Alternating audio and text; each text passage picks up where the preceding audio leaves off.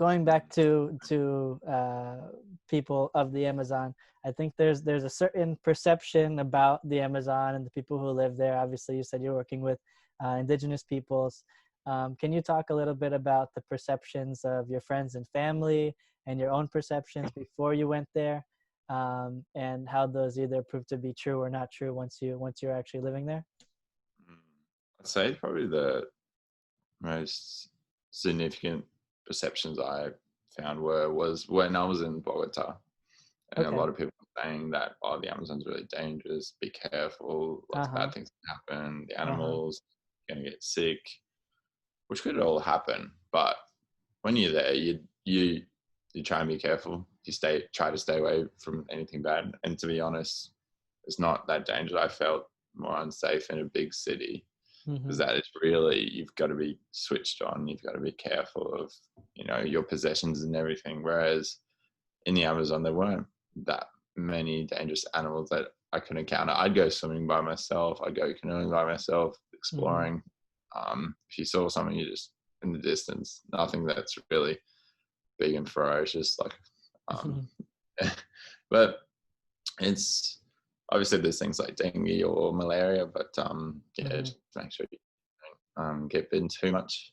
But apart from that, I honestly find the Amazon, this might sound funny, safer than a big city in South America, because Mm-hmm. you've really got to be careful which suburb or area of the city you go to. Whereas in the Amazon, you just suss it out, but whether you can trust people, and they'll always help you and guide you, yeah, because you just trust the locals and they've been there their whole lives, so they know how it works. Yeah. Right.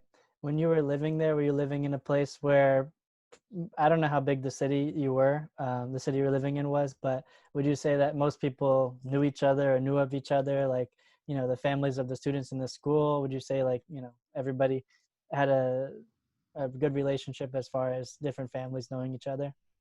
Yeah, definitely. In the school, yeah, all the students were really close to each other, and it's really interesting because they all came from different cultures and different villages, different languages, but they Mm-hmm. all kind of connected to each other Mm-hmm. um, in different ways. So that was in the school itself.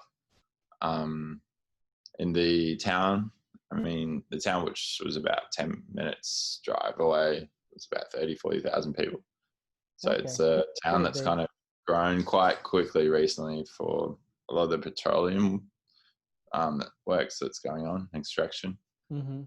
So that as well, but also there people are very friendly, very proud, and very, very genuine. So yeah, I've definitely had a good experience in that sense. And And also how, it's quite funny in yeah. terms of me, they'd always recognize me as a gringo with a guitar. So I'd be in town, or they'd be like, "Oh, I saw the gringo with the guitar." Yep, that's Prophet Tom. Were you the only gringo there at the time, or were there other Um, foreigners there? Or you said there was well, the a Spanish Spanish guy. volunteer Yeah. didn't see himself as a gringo, so yeah, I was the only gringo. All right, there you go. It's sometimes it's good to be the only gringo. So, Yeah.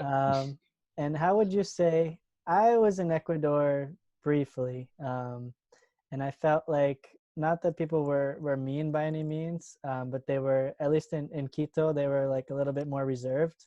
Yeah, I think Maybe, reserved is the best word. Like, yeah. I really noticed it exactly like that. I crossed the border from Ecuador to Colombia. So you're in Ecuador on the bus, no one talks to each other. Mm, But then as soon as you got to Colombia, everyone's like, "Hey, how you going? What are you doing? Where are you from?"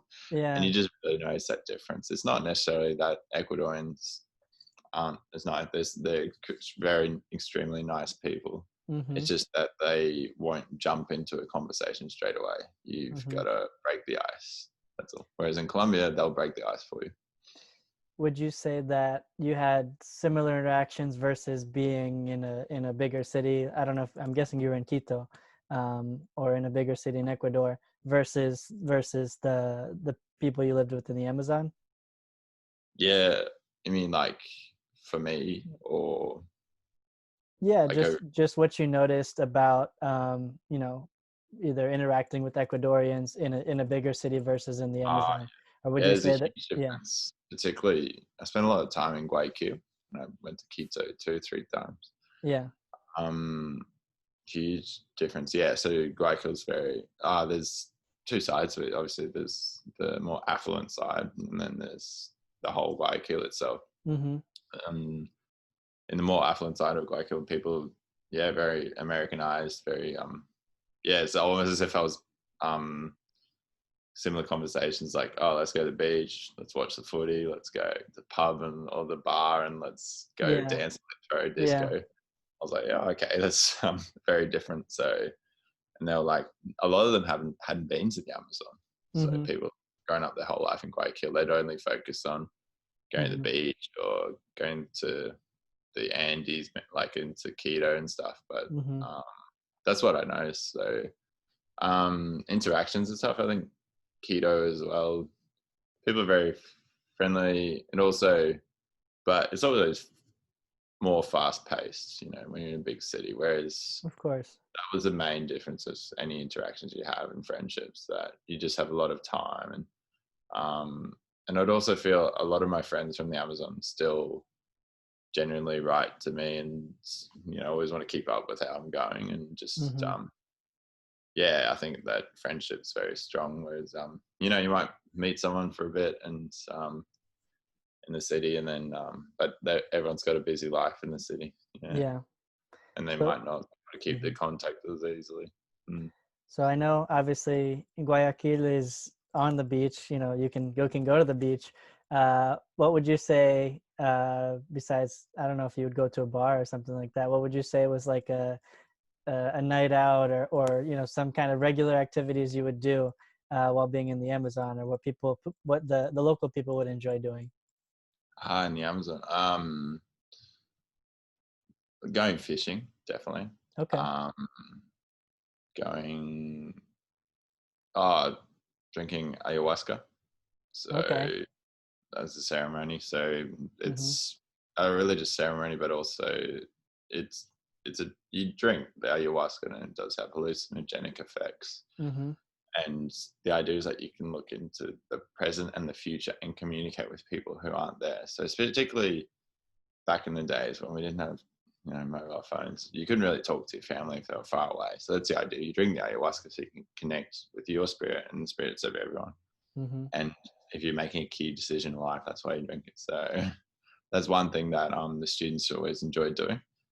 And also just the social side of things. So they have a little football ground and they'd all play football. So they loved it. So they also have like town fiestas, or little village fiestas, better said. Right. They were great. So often the students invite me to their village party, and they were always good fun. Long nights until Mm-hmm. 8 o'clock in the morning. Mm-hmm. Now, just to touch a little bit on the ayahuasca, would you say that that was something that everybody or most people would do, or it just depended on the person, or was it more older people, younger people? As I know, depending on the indigenous culture, it's a big part of the culture. Yeah, that's right. I'd say the majority. Yeah. There were some people that did, but because it's just so strong, they just decided and worked out that it just didn't agree with their body.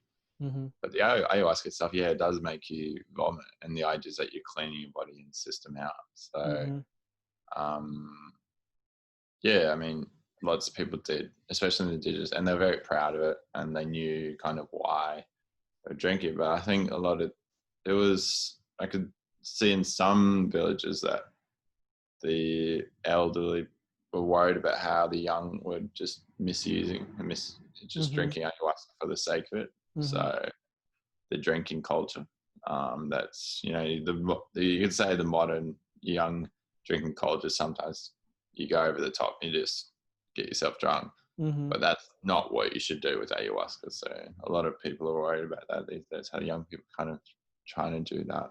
Yeah. Mm-hmm. Yeah, it's interesting you say that, because I've always heard of it from this like spiritual perspective, and I know there's a lot of gringos that go to the Amazon to do ayahuasca ceremonies and talk about either, you know, how it was an amazing experience or a scary experience. So it's interesting that you know, there's the just regular, oh, we're just going out for a drink and this is what we're gonna have aspect of it. They're just kind of normal, you know. person going out to drink like you drink a Budweiser for I don't know what you drink out in Australia, but you know, Yeah, we but have a lot of drinks, 4X of toys, and you, yeah, yeah. very better. Yeah.